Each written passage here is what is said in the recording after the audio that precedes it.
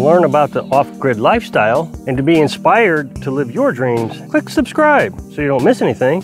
Hit the bell notification. Last winter I cut this twin tree. A twin is a tree that comes off in two different sections. I'll show you one here in a second. But this one was an oak and both sides were dying. If you have a twin, usually one side or both sides will end up dying in the long run because they're feeding off each other. So it's always good to try to, good forest management, try to get rid of the twins. I got a walnut over here, I'll show you in a second, that I was able to save one side so far. We'll see how long that goes. You might be able to see it here. It's leaning way over. So it may not last very long. Next windstorm might knock it over. But this one, I was cutting in. This is where the twin came out. So you have one tree coming here and one tree going over there. And I ran out of gas. So it ended up becoming a chair.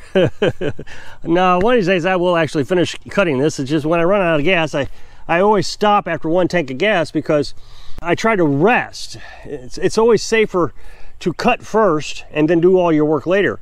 If you start cutting while you're tired, then it's unsafe.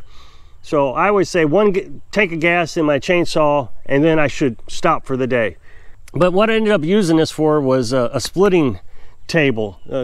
Put my log up here and I can split my log. I told you the other day, I'm starting to think about wintertime. It's August 1st right now. And so come October, we're gonna want to start, burning firewoods.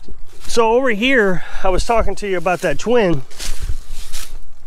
So this is a twin, and you can see here that I've cut one side and that other side is over here. Well, now you can see that the one I cut is actually getting twigs off of it. So I have to maintain that, see if I can continue to save that walnut. I have an 1.5 acres here, and I remember when I moved here, people would tell me, and of course I was a nomad, so it was a lot of nomads were telling me there's no way we'd ever get enough firewood off our 1.5 acres. And I kept arguing, yeah, we could. So there's about 100 trees here, 60 to 100, depending on what you count, don't count, and of course, new growth. Now, 3 14-inch diameter trees makes 1 cord. So if you do the math, I mean, you're up to, quite a few years just doing 1 cord a year, because our little house, that's all we burn is 1 cord. Last year, I ended up collecting 12 cords of wood.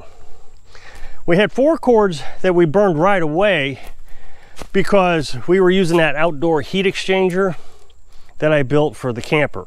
Couldn't put a heater inside the camper, a wood stove, so we built an outdoor heat exchanger, and it used a ton of firewood. Very inefficient. Only use that if you absolutely have to. It's a great idea and it works pretty well. It's just very inefficient. Use a lot of firewood. Then we got up to the house and we slowed down our use quite a bit. The problem was the wood was so wet, we ended up burning more than we really needed to, and the latch on the door was loose. So this year, I'm convinced we will only use 1 cord of wood. So that's 3 of these kind of trees. This one may be a little small, but you get the idea. 14-inch in diameter. What I just showed you is the only thing I've cut on the property that was actually living. Of course, it was dying, but it was living. Everything else was deadfall. Our neighbor, he's got 5 acres behind us, and he said we could have all his deadfall, so I collected as much as that as I could also. Everything else has come off-site. You may remember last August, I started cutting this walnut tree down to City Park, a few miles down the road from us. It was a huge walnut, I mean massive. It was as big as round as I am tall. I bet it was 6 foot in diameter. It was huge. That gave me probably 3 cords of firewood. I did buy 1 truckload. I think it was a cord, because I was looking for dry firewood last winter. Of course, the guy who brought it, it wasn't dry, but I went ahead and bought it anyways. He delivered it, so why not? It'll be dry this year. But the thing is I really don't want to use these trees if I don't have to. A neighbor over there, he said I could have his deadfall, the 5 acres. He's got 3 dead oaks that he said I could have. And I was gonna get them this last winter, but I got so busy with the tiny house that I didn't get to them. So I'll try to get to them this winter. I'm glad I didn't get one of them because all the limbs ended up falling down. So it was probably not that safe. So I got 3 of those. I'm gonna hire someone to cut down one of our oaks because it's got oak wilt and I don't want it to fall down on the house. So there's 4. And the thing I try to do is I monitor this app called Free Stuff. Get it on the App Store. It's filled with useless stuff, constantly useless stuff. And people just want you to come pick up their junk. Old refrigerator doesn't work. Quite frequently, you will get people who will give you free firewood.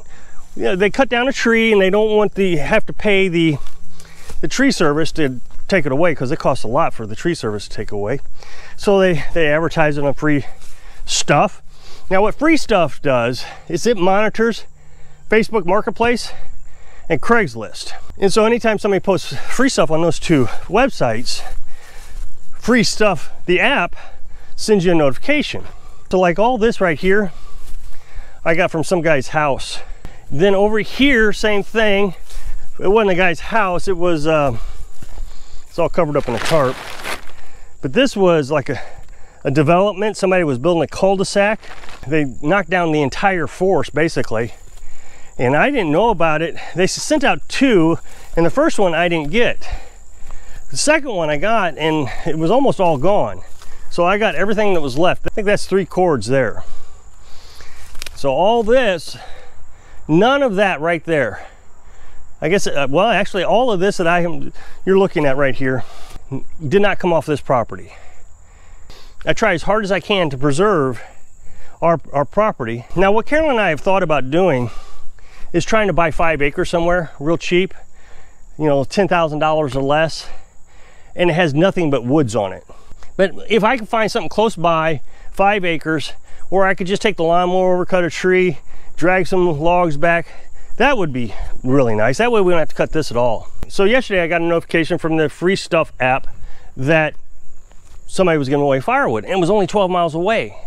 Now that's the kind of stuff you want. It's real close. If it gets too far away, remember you're using a lot of gas when you come back because your truck's loaded. And I live in a very hilly area and it just uses a ton of gasoline. So we got in the truck and we headed over there. When we got there, she didn't want me out there by myself. It was a beautiful area. It was next to a lake and the logs were sitting on gravel. She gravelled her entire property. So the logs were sitting on gravel, but I didn't feel comfortable filming anything because she was out there with me. Now she wasn't loading, but she was talking. Now she uses this area as a vacation area. She lives in Texas. She was having dreams of using this firewood herself, but obviously they don't stay here in the wintertime, they go back to Texas. They have plans of traveling in an RV one day. So, but it was a long conversation, very nice lady. But here's the thing she said was she was actually thinking about hiring someone to come and get this firewood. And I said, boy, that would have been a terrible mistake. I said, I'm lucky I got it because it goes away that fast. I saw the message 50 minutes after she posted it. Usually it's gone. The only advantage I had, this was Saturday, so it was even less likely for me to get it, is it's so dang hot, people probably just didn't want to go out in the heat and get it.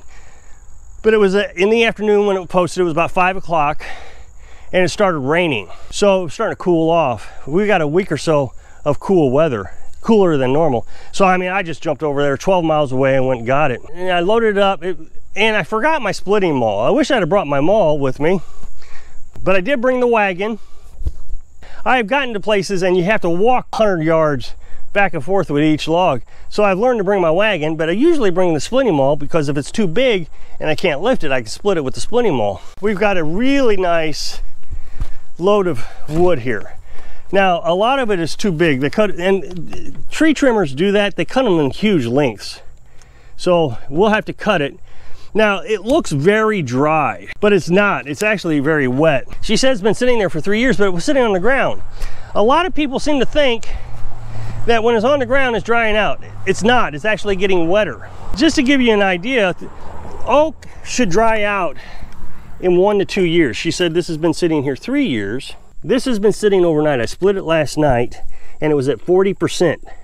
Now, it should have dried out a little bit because it's been sitting overnight and it's at 23%. So I split one this morning and I checked and it was at 30-something%.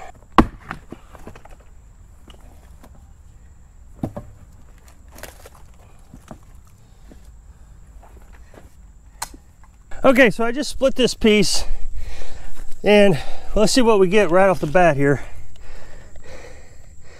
It's 31%.